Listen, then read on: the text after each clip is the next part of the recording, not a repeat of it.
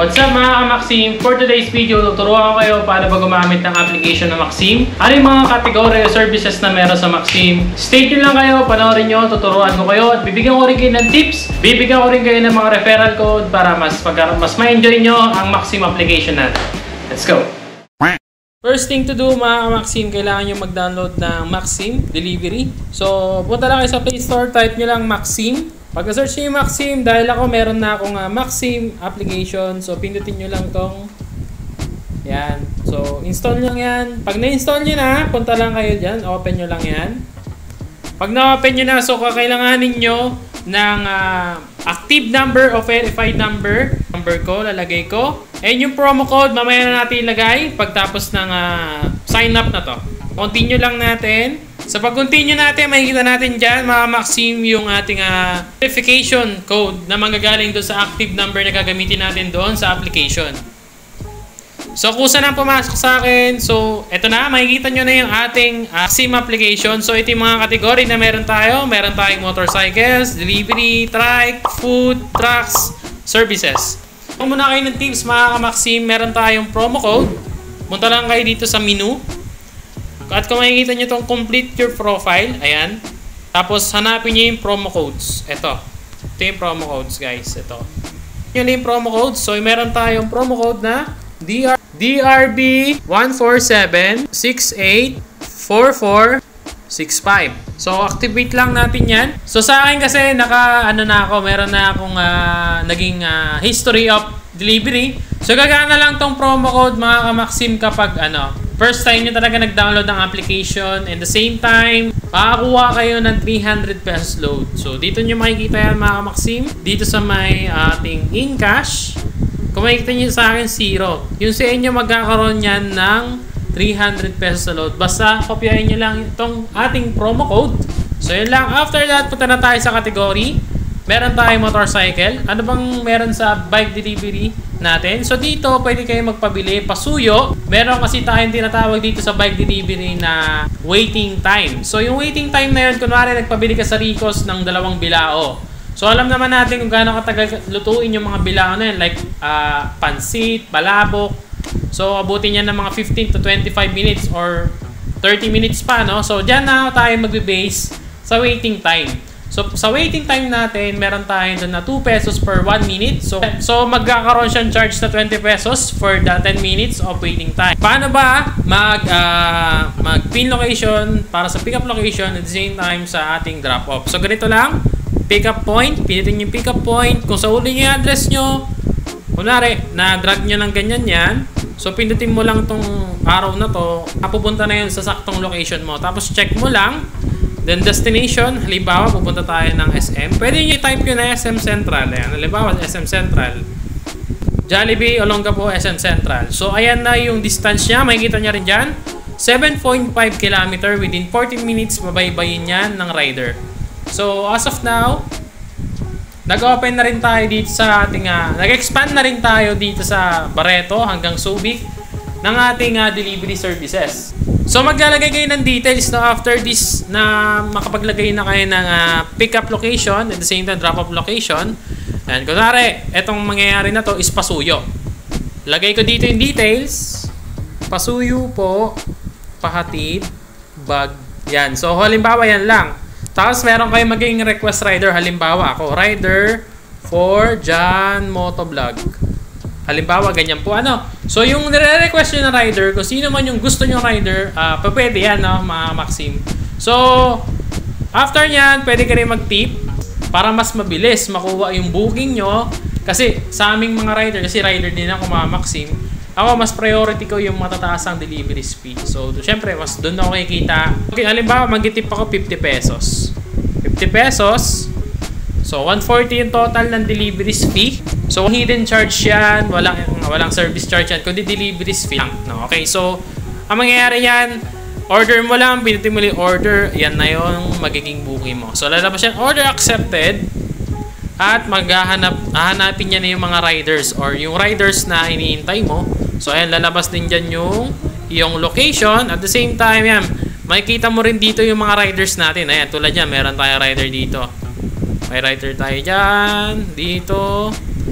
more on ano tayo Olongapo. So Olongapo talaga, sa bayan ng Olongapo, marami tayong riders, no? Ayan. So ganun yung sample mga Maxim ng ating pagbubook. So cancel ko na. Pinakita ko lang sa inyo paano yung procedure ng pagbubook. So ganun lang yung magiging procedure once na nag-book kayo. So yung mga Maxim, hindi ko lang na-discuss paano yung mga cancellation, no? So ayun, ganun lang siya kadali. Basahin nyo na lang yung ibang description natin. Discuss ko lang ng mabilis yung iba ditong category natin. So dun nga sa motorcycle delivery, meron tayong waiting time. Kung meron naman kayo papapick up na mabilis lang, dito kayo pupunta sa delivery o pabili. Pabili pasuyo, isa lang po yun, no? So yan, halimbawa ready to pick up na yung pagkain na in-order mo, like restaurant, sa SBMA, sa Olongapo, sa Subic, na ready to pick up lang, okay? So dito tayo papasok sa pabili pasuyo, no? Sa trike, wala po tayong tricycle dito sa Maxima. So bakit wala? Syempre, ang ating para sa inyong kaalaman lang po, ang Maxim po ay isang international delivery company, no? So this is from Russia po, no? So sa Russia po o sa ibang lugar natin sa ibang mundo, ibang panig ng mundo, mayroon po silang trike na Maxim. So dito po sa Pilipinas wala po, ano? So yung trike, pwede tayong mag-book ng trike through delivery ng mga parcel na malalaki. So pag nag-book tayo ng trike, i-consider na yan ng rider na ito ay isang padalang malaki, like laundry, bigas, yung mga ganun po, yung mga malalaking parcel, pwede po yan, no? So yan po yun. So ulitin ko lang po, mga Maxim, wala po tayong tricycle ng Maxim dito. Okay po. So dito naman po tayo sa food. Ayan, sa food naman po, dito nyo po makikita lahat ng partner ni Maxim na mga like Jollibee, McDo, KFC. Yan, yung ibang mga restaurant, ng American restaurant, Pizza, SNR, etc. Dito po ninyo makikita yan. So paano siya? Where to deliver? So ibig sabihin saan po siya i-deliver, what to buy, saan tayo bibili. At the same time, may lalabas dyan na pangalan. Lagay natin yung pangalan natin, no? Dyan. So save name. So dyan lalabas agad sa yung mga meron tayong partner ni Maxim. Jollibee Santo Tomas Subic, 7-Eleven Baloy. So ayan po, check nyo na lang po yung mga kakailanganin nyo na merchant or pagbibilan nyo. Ayan, check nyo na lang po dito, no? So balik po tayo dun sa ating category. So meron ang trucks po natin sa Maxim hanggang ngayon po ay wala rin po. Hindi pa siya available. So sa mga ka-Maxim natin dyan na merong L300 pick up, pwede po kayo mag-apply sa Maxim para pag may mga magpapadeliver po ng mga machine or ibang mga product na bultuhan o bulk orders, dyan na po papasok yung mga delivery. Like naghahakot ng bahay, lipat bahay, yan na po yun. Dyan po tayo papasok, no? Next naman po, si services natin. Ano si services? Ito po yung helper. Bali, pag kumuha po kayo ng helper, magbubuk po kayo, ilalagay nyo rin details, ano bang kailangan nyo. Halimbawa, may aasin lang po na pinto. Patulong po. Yan, mga basic ganyan lang, no? So, nagbigay lang ako ng sample. So, ganito yon.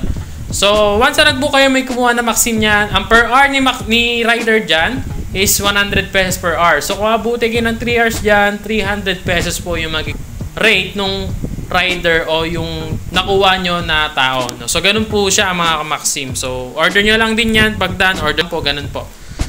So sa scheduling naman mga ka-Maxim, so ganito siya. Kung halimbawa papadeliver ka today, now, or bukas, mamaya. Kung today naman, scroll nyo lang tong time na to, naka 24 hours lang yan. Ilagay nyo lang po, okay lang.